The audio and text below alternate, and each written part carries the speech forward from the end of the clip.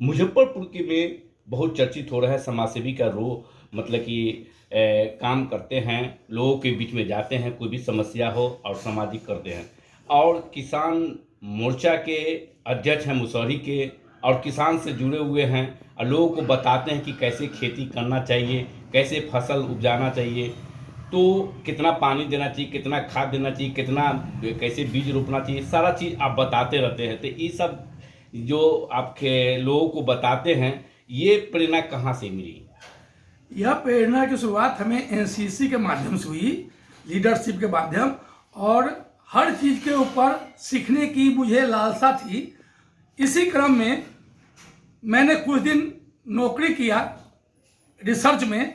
वहाँ से मुझे प्रेरणा मिली कि पौधा का संरक्षण सबसे महत्वपूर्ण है। पौधा जितना लगाएं उतना काटें, पहला एम मोटो यही है।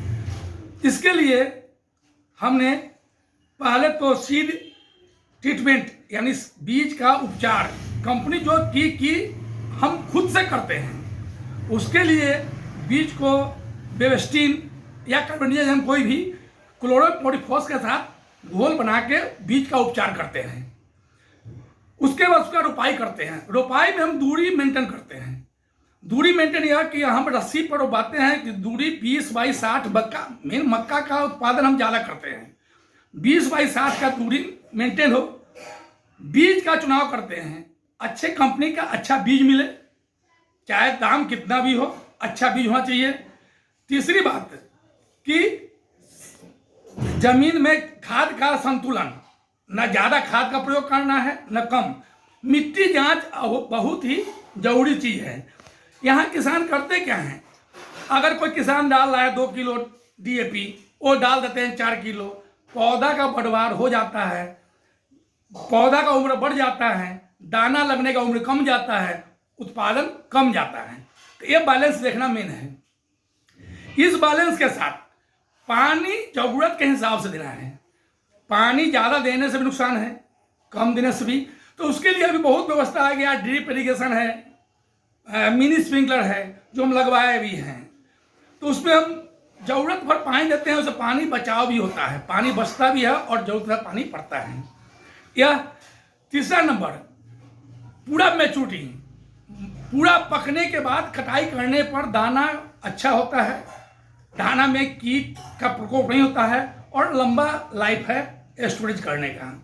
ये सब बात पर विशेष ध्यान देते हैं। देखा जा रहा है कि पहले मोटा अनाज में मकई होता था, तो लोग मकई का खेती लोग बहुत शौक से भी करते थे, साथ ही करते थे। अब धीरे धीरे जो मकई नहीं कर रहे हैं, तो ऐसे किसान भाइयों से क्या अपील करना चाहेंगे?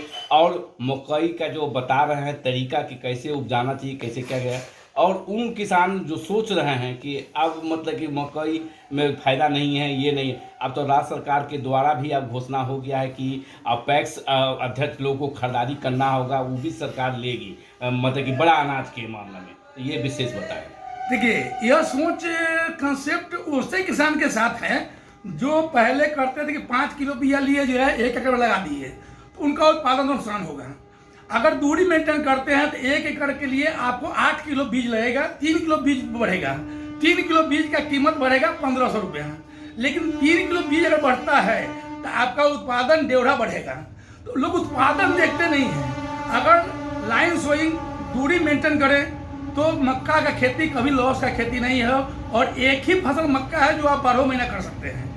इसका रोपाई कभी हो सकता है, जबकि गेहूं और धान का रोपाई सीमित समय है। गेहूं आपको नवंबर दिसंबर 15 के बाद नहीं लगा सकते हैं, लेकिन मक्का आप जब भी खेत खाली हो, धान अगर लेट भी कटा, खेत खाली हो, आप मक्का लगा के अधिक से अधिक उत्पादन ले सकते हैं। गेहूं का उत्पादन मैक्सिमम 1 कुंटल होता है, मक्का का उत्पादन आप 2 कुंटल तक ले सकते हैं, मिनिमम 1.5 से 2 कुंटल ले सकते हैं। गेहूं का रेट 2900 है, मक्का का रेट 2400 है। कहाँ से घाटा है? कोई घाटा नहीं है। मक्का का खेती करने में प्रॉफिट है, बशर्ते बीज का चुनाव अच्छा करें। अब एक समय बीज फलना अच्छा हो गया, वही बीज नहीं हुए। हर 3 साल पर आप 1 साल अगर 5 एकड़ खेती करते हैं, 1 एकड़ नया बीज का जानकारी लेकर वो जरूर लगावें। और वो लगाने के बाद पुराना बिया को छोड़िए, अच्छा उत्पादन होता है। तो अभी एक 9165 बीज आया है मोनसेंटो का, दिसंबर जनवरी लगाइए, अच्छा उत्पादन होगा। 898 CP का है। अच्छा, लोग 35-22 के पीछे पड़े हुए हैं, तो आज 8 साल पुराना बिया हो गया, उसका उत्पादन होता नहीं है, पड़े हुए, तो वैसे किसान को नुकसान होगा। आपको हर समय नया चीज़ सोचना पड़ेगा, नया लाना पड़ेगा, और हर समय नया एक एकड़ ही सही नया नया बीज का अपनाना पड़ेगा। देखा जा रहा है कि पहले लोग मतलब कि दाल में मतलब मंसूरी और मूंग और तिलहन मतलब कि जो से तोरी सरसों उपजाते थे, अब धीरे धीरे हट रहा है, ऐसा क्यों हो रहा है? उसके पीछे मार्केट दोषी है, क्योंकि किसान सरसों में उत्पादन कम होता है, और यहाँ बाजार समिति हुआ करता था, वहाँ जब किसान लेके जाते थे तो वहाँ एक आइटम के लिए 10 व्यापारी आते थे, बोली लगाते थे। जब से बाजार समिति नष्ट हुआ, किसान का दोहन शुरू हो गया, गांव के व्यापारी अपने रेट पे ही सामान लेते हैं, उसमें किसान को नुकसान शुरू हुआ, लेबर प्रॉब्लम हो गया। लेबर अब कहती है कि अनाज पे हम नहीं काटेंगे, हम पैसा पर काटेंगे। तो पैसा पर जितना अनाज पर लेबर काटती थी, उतना ही काटने के लिए पैसा पर 5 लेबर लग रहा है। तो किसान उस स्थिति में आमदनी नहीं होने के कारण दलहन और तिलहन से लोग मुंह मोड़ रहे हैं। तो दाल में भी देख रहे हैं कि मूंग और मतलब मसूर का ये खेसारी ये सब जो उपजा करते थे वो भी नहीं वो लोग कर रहे हैं। उसके पीछे वही मार्केट है। नतीजा यहाँ मैकेनाइज नहीं है, यहाँ जैसे इंश्योरेंस नहीं है। पहले किसान को इससे हटने के पीछे 2-3 कारण हैं। पहला कारण है, पहले KCC पर इंश्योरेंस हुआ करता था। अगर फसल नुकसान हुआ तो उसके एवज में इंश्योरेंस का पैसा मिलता था। 2016 में जब प्रधानमंत्री मोदी जी आए तो उन्होंने कहा कि नहीं, लोन वाला को इंश्योरेंस मिलता है, बिना लोन वाला को इंश्योरेंस नहीं मिलता है। तो हुआ कि नहीं, जो किसान है सब इंश्योरेंस करा सकता है। तो 16 में आम किसान भी इंश्योरेंस कराया। आपको याद होगा 17 में मुसहरी में बाढ़ आया था, उसमें फसल नुकसान हुआ था, हम लोग को इंश्योरेंस का लाभ मिला। डैमेज मेरा हुआ 5 लाख का, लेकिन इंश्योरेंस 2.5 लाख मिला। हम कमर मजबूत कर लिए, खेती की है। 2018 में बिहार में, स्पेशल बिहार में यह इंश्योरेंस बंद कर दिया गया। उसके बाद से लोग मेन खेती जो है नुकसान वाला करना लोग पीछे हटने लगे, और मजबूरन होकर के धान गेहूं और मक्का पर समझ तैयार हैं लोग। यहाँ एक भी चीनी मिल चालू नहीं हुआ।